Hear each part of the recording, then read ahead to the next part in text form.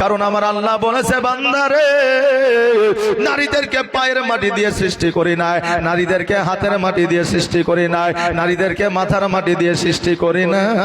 কারণ আমি আল্লাহ জানি আমি যদি নারীকে পায়ের মাটি দিয়ে তৈরি করতাম নারীরা পুরুষের পায়ের তলায় থাকতো, আমি যদি নারীকে হাতের মাটি দিয়ে তৈরি করতাম নারীরা পুরুষের হাতের মুষ্টের মধ্যে থাকতো, আমি যদি নারীকে পুরুষের মাথার মাটি দিয়ে তৈরি করতাম নারীরা পুরুষের মাথার উপরে উঠে নাচতো।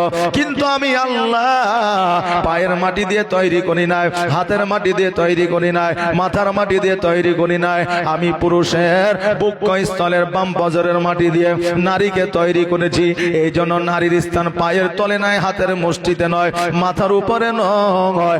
আল্লাহ বলে প্রত্যেকটা স্বামীর কাছে প্রত্যেকটা স্ত্রীর জায়গা হলো বুকস্থলে, হৃদয় মাঝে। জোরে বলেন সুবহানাল্লাহ।